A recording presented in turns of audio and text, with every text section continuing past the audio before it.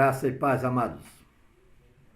Conectados com a palavra, mais uma vez na sua presença, mais uma vez falando com você. Obrigado por estar conosco. Deuteronômio 5, 29 diz assim: quem dera eles tivessem sempre no coração essa disposição para temer-me e para obedecer a todos os meus mandamentos. Assim, tudo iria bem com eles e com seus descendentes para sempre. Precisamos lembrar sempre que Deuteronômio é o livro que Moisés escreve, as referências aí atribuídas a Moisés, já no finzinho da sua caminhada com o povo de Israel.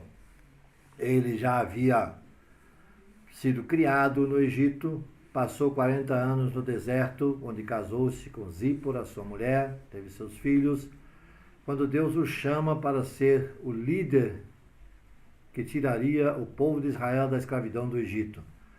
E o conduziu por mais 40 anos pelo deserto, preparando aquele povo para, finalmente, a conquista na terra prometida.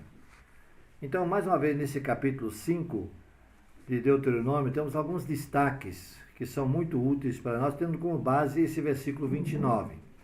Mas do primeiro ao quinto versículo, nós temos esse versículo falando sobre a aliança de Deus, a qual Moisés procurou ser fiel, mantendo-se para a presente geração e, sobretudo, destacando a fidelidade de Deus, que Deus sempre é fiel.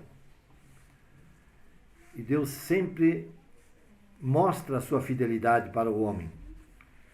Moisés direcionava este comunicado aos herdeiros da promessa, que é o povo que ele tem liderado por esses 40 anos.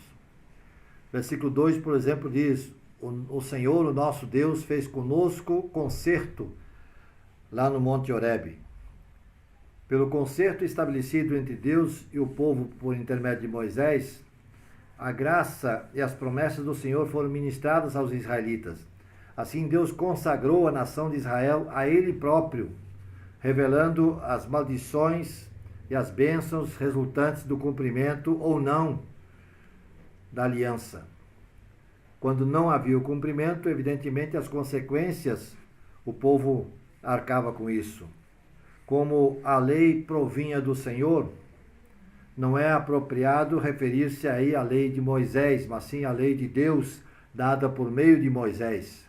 A afirmação, eu estava em pé entre o Senhor e vós, reflete o papel de mediador da aliança que Moisés exerceu no passado. Os versículos 6 a 22, em os 10 mandamentos, por meio de Moisés, que são ali dados, ele faz referência a eles. Resumem, portanto, a vontade de Deus para o seu povo, ensinando o povo a amar a Deus e amar o próximo como a si mesmos. Versículo 6 diz: eu sou o Senhor teu Deus. Interessante que repetidas vezes Deus repete isso e lembra o povo quem é Deus, quem é Ele. Como padrão no tratamento dos hititas, essas palavras exprimem a identificação de uma parte da aliança, em vez de uma grandiosa lista de títulos e descrições, elementos básicos são estabelecidos apenas em algumas poucas palavras. Ele é o Deus vivo, que age graciosamente a favor do seu povo.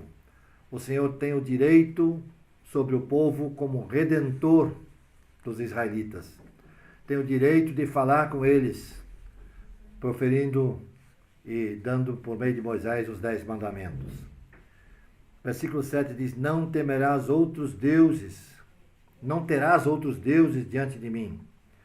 Muitas culturas do Antigo Oriente assimilaram e aceitaram deuses em suas crenças, transformando e usando esses deuses de acordo com seus próprios propósitos e interesses.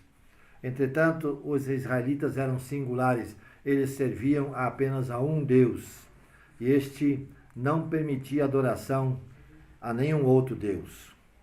Versículos 8 a 10, mesmo com a imagem exercia o papel de símbolo da divindade essa levaria os adoradores a afastar-se da verdadeira adoração do Deus vivo, como único Senhor. Ele não permitiria que o povo se curvasse diante de outros deuses de qualquer imagem que fosse. Caso isso ocorresse, Deus disciplinaria o pecador, visitando a maldade dos pais e dos filhos até a terceira e a quarta geração. Da mesma forma que Deus abençoaria muitas gerações por manterem uma verdadeira adoração. Ele também as puniria por atitudes infiéis. Contudo, a expressão faço misericórdia em milhares faz referência a inúmeras e sucessivas gerações, o que demonstra um contraste, diferença com a terceira e a quarta geração que seriam castigados. É muito mais bênção do que castigo. Essa comparação representa a medida de misericórdia de Deus. Sua graça se expande infinitamente mais do que a sua ira. Versículo 11 diz, não tomarás o nome do teu Deus em vão. Esse mandamento faz referência ao abuso, ao mau uso, à blasfêmia, à execração e à manipulação do nome de Deus. Usar o nome de Deus para qualquer coisa, em qualquer momento. Talvez por isso os antigos israelitas desenvolveram o hábito de não pronunciar em voz alta o nome de Deus, o nome sagrado do Senhor. Deus se agrada daqueles que amam e respeitam o seu nome. Nos versículos 12 a 15, contém a ordenança de guardar o sábado para o santificar, tornando um dia separado para os propósitos de Deus, como ordenou o Senhor no Monte Sinai. Lá em Êxodo capítulo 20, de 8 a 11. Por ser um dia pertencente ao Senhor, não poderia ser feita nenhuma obra nele. Ou seja, os israelitas deveriam descansar do trabalho e celebrar as bênçãos de Deus.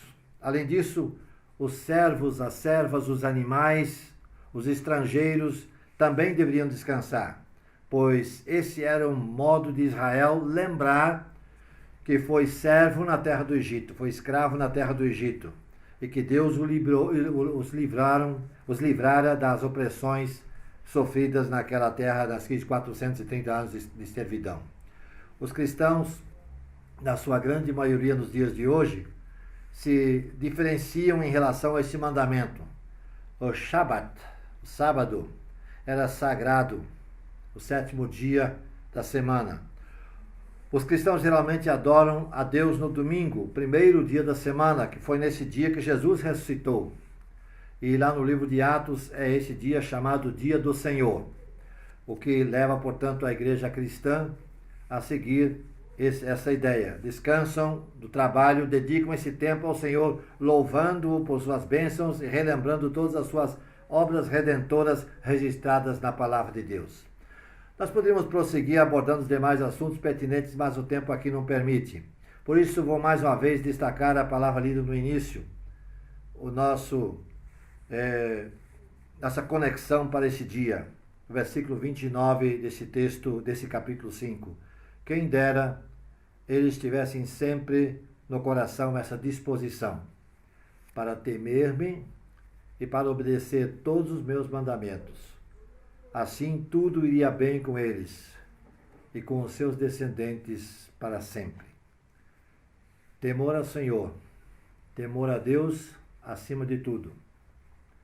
Esse é a nossa meta, esse é o nosso desejo de alcançar esse patamar, que possamos temer a Deus acima de qualquer circunstância e situação, mesmo em tempo de Covid-19.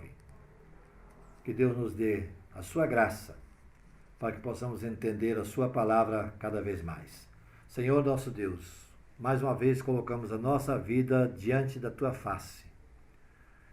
E queremos, ó Deus, que a tua palavra cada vez mais fale aos nossos corações e que possamos nos guiar por ela, possamos praticá-la no nosso viver, nosso dia após dia, para que assim o teu nome seja honrado através do nosso viver, tu sejas louvado e engrandecido e que o teu reino cresça na face da terra.